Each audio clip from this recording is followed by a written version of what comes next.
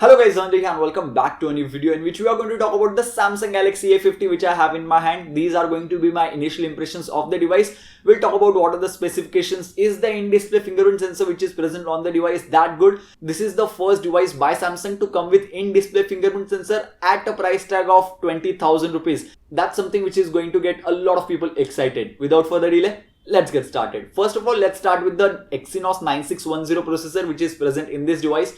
If you have never heard of this processor, then that's totally fine because this is the first device to launch with that processor. And I can say theoretically you can compare this processor with a Snapdragon 660 or you can expect a similar performance. Usually Samsung launches Exynos 9 series of processors with their flagship devices such as S9 Plus, Note 9, Note 10, S10, Note 10 whenever it comes actually.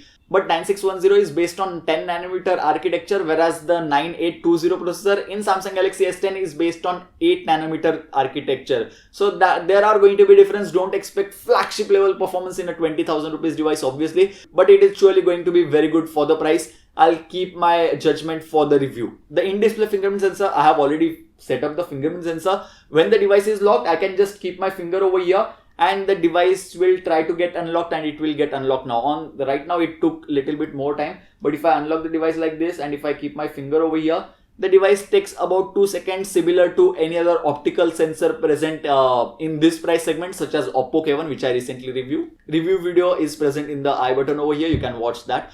These optical sensors feel very slow after using ultrasonic fingerprint sensor present on the S10 Plus. That's crazy fast. You just have to touch on the S10 Plus and the device gets unlocked. Whereas on the A50 you will have to keep your finger for couple of seconds and the device will get unlocked. It's slow, but as it's the first generation of optical sensor being used on these devices, it's totally fine as well because at this budget we can't expect them to put ultrasonic fingerprint sensor on the device. If you feel like the in-display fingerprint sensor is little slow for you, you can use the fast face unlock feature on this device which will take a second to get unlocked, but it gets the job done and it unlocked almost 100% of the times when I tried in my limited period of usage. Device comes with 6.4 inches of Super AMOLED panel.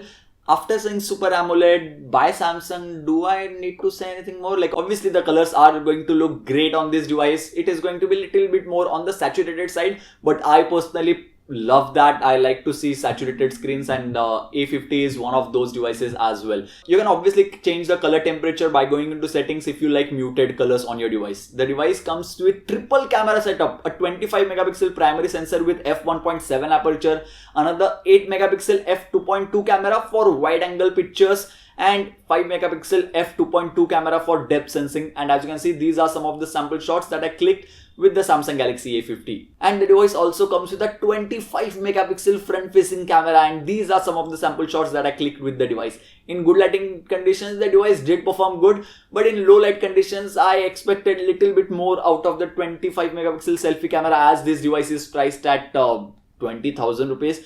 This is not my review, so I'll still hold my judgment for the review about the camera. You can look at the camera samples which are present on the screen right now. There is no 4K recording on the device as of now, no EIS as well, but the device does come with a 240 FPS slow motion limited to 720p. Device's back panel is fingerprint magnet and smudges are already there. If this area is clean, I'll just put my hand over here and smudges will appear over there immediately.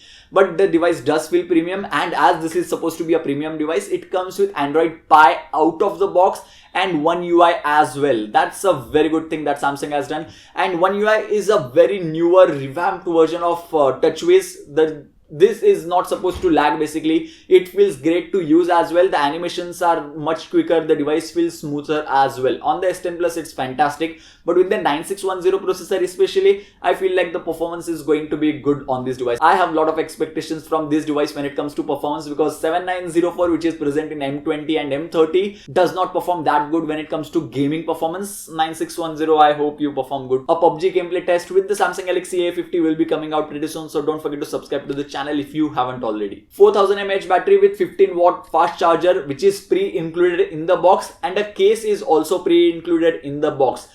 It should take you around 2 hours to charge the device completely, considering it took 2 hours and 30 minutes to charge the 5000 mAh battery present on the Samsung Galaxy M20. The device comes with a dedicated microSD card slot and a dual SIM card slot, and dual 4G dual VoLTE at the same time, and USB Type-C and headphone jack.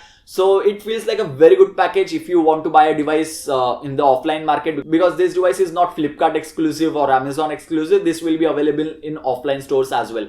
And that's pretty much it for my initial impressions of the Samsung Galaxy A50. Samsung's A series have been very popular in the offline market, and I'm happy to see Samsung putting up a very good package overall with the Samsung Galaxy A50. Do you think this will be able to survive against Redmi Note 7, Realme 2 Pro, Zenfone Max Pro M2, which also comes with similar set of specifications, maybe equally good cameras or sometimes better cameras as well? Do let me know your thoughts in the comment section box below. If you want me to make a comparison video of A50 with some other device, do let me know about that in the comment section box below as well. Don't forget to give this video a huge thumbs up if you enjoyed it.